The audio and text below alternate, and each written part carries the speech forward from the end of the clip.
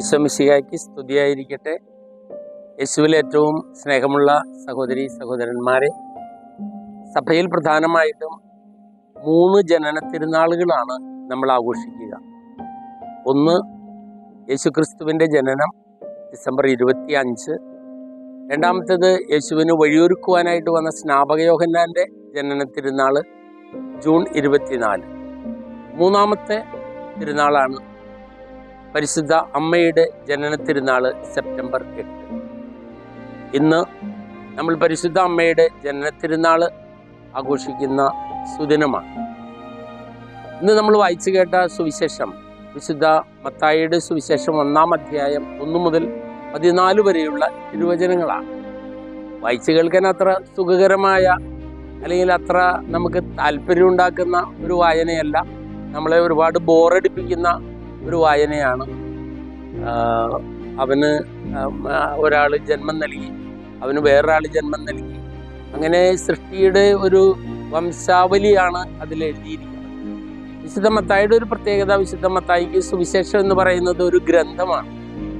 അപ്പോൾ പൗരസ്ത്യ ദേശത്തുള്ള അവരുടെ ചിന്താഗതി അനുസരിച്ച് ആ ഗ്രന്ഥത്തിന് ആമുഖമായിട്ട് പറയേണ്ടത് അതിൻ്റെ ഒരു വംശാവലിയാണ്. അതുകൊണ്ടാണ് അതങ്ങനെ അവതരിപ്പിച്ചിരിക്കുന്നത്. മാത്രമല്ല, യേശുവിൻ്റെ ജനനത്തെക്കുറിച്ച് സംസാരിക്കുമ്പോൾ യേശുവിന് അബ്രാഹം മുതലുള്ള പരമ്പരകൾ വന്നു നിൽക്കുന്നത് ഒരു രാജകീയമായ ദാവീദിൻ്റെ രാജാവിൻ്റെ വംശപരമ്പരയിൽ വന്നു നിൽക്കുന്ന ആ ഒരു വലിയ വംശാവലി ഉണ്ട് എന്നുള്ളത് കൂടി വളരെ പ്രധാനപ്പെട്ടതാണ്. ഇനി നമ്മൾ ഈ വംശാവലിയിലൂടെ കടന്നു പോകുമ്പോഴും യേശുവിൻ്റെ രക്ഷാകര പദ്ധതിയിലൂടെ ദൈവം ഒരുക്കുന്ന പദ്ധതികൾ എങ്ങനെയാണെന്ന് തിരിച്ചറിയുമ്പോഴും ദൈവം ഉപയോഗിക്കുന്ന 3 ശൈലികളാണ് ഇന്ന് ഞാൻ നിങ്ങളുമായിട്ട് പങ്കുവയ്ക്കാനായിട്ട് ആഗ്രഹിക്കുന്നത്. ഒന്നാമത്തെ ദൈവത്തിൻ്റെ ശൈലി ചെറിയ കാര്യങ്ങളിൽ വലിയ ചക്രവാളങ്ങൾ കണ്ടെത്തുക എന്നുള്ളതാണ്. പരിശുദ്ധ പിതാവ് ഫ്രാൻസിസ് പാപ്പ പറയുന്നത് അതാണ്. 3 ശൈലികളിൽ ഒന്നാമത്തേത്, ചെറിയ കാര്യങ്ങളിൽ ദൈവം വലിയ ചക്രവാളങ്ങൾ കണ്ടെത്തുന്നു. യേശു പറഞ്ഞത് അങ്ങനെയാണല്ലോ, നിങ്ങൾ സ്വർഗരാജ്യത്തിൽ പ്രവേശിക്കണമെങ്കിൽ ശിശുക്കളെ പോലെ ആകണം. അതാണ് ദൈവത്തിൻ്റെ ഒരു ശൈലി. ആ ശൈലിയാണ് നമ്മളോടും ആവിഷ്കരിക്കാനായിട്ട് പറയുന്നത്. പരിശുദ്ധ അമ്മ തൻ്റെ കീർത്തനത്തിൽ പറയുന്നുണ്ട്, തൻ്റെ ബലഹീനതയെ തൃക്കൺ പാർത്ത ദൈവത്തെയാണ്, എളിയവളെയാണ് ദൈവം പിടിച്ചുയർത്തിയത്.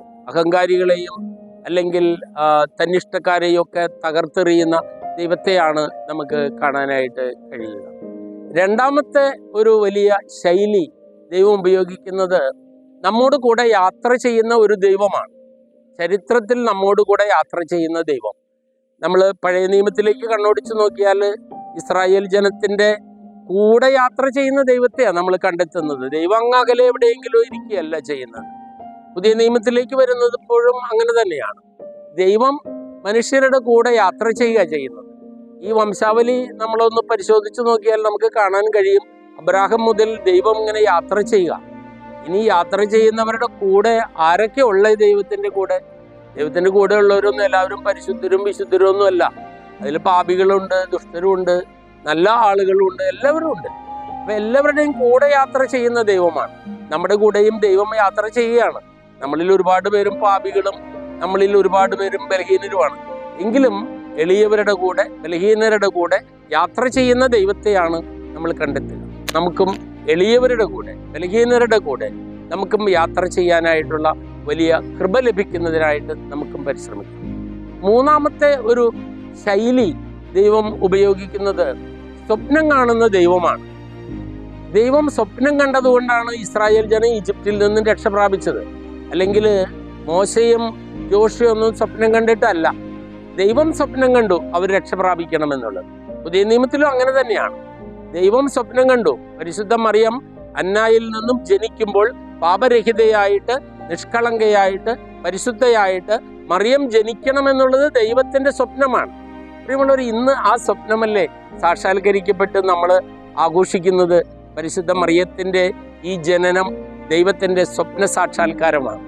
പ്രിയമുള്ളവരെ, ആ സ്വപ്ന സാക്ഷാത്കാരത്തിന് നമ്മൾ ഓരോരുത്തരും സാക്ഷികളാകുമ്പോൾ നമുക്ക് പരിശുദ്ധ അമ്മയോട് പ്രാർത്ഥിക്കാം.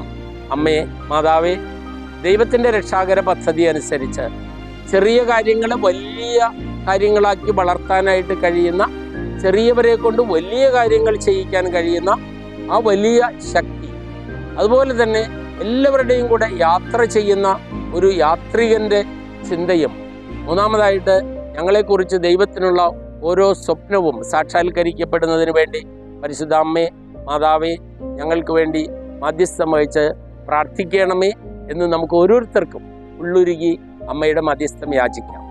നമ്മുടെ കർത്താവ് ഈശോ മിശിഹായുടെ കൃപയും പിതാവായ ദൈവത്തിൻ്റെ സ്നേഹവും പരിശുദ്ധാത്മാവിൻ്റെ സഹവാസവും പരിശുദ്ധ മാതാവിൻ്റെ എല്ലാവിധ മധ്യസ്ഥ സഹായവും മാതൃകയും കാവലും കരുതലും നാം എല്ലാവരോടും കൂടെ ഉണ്ടായിരിക്കട്ടെ. ഈ തിരുനാൾ ദിനം എല്ലാവർക്കും അനുഗ്രഹദായകമാകട്ടെ എന്ന് ആശംസിച്ചുകൊണ്ടും പ്രാർത്ഥിച്ചുകൊണ്ടും ഇപ്പോഴും എപ്പോഴും എന്നേക്കും ആമേൻ.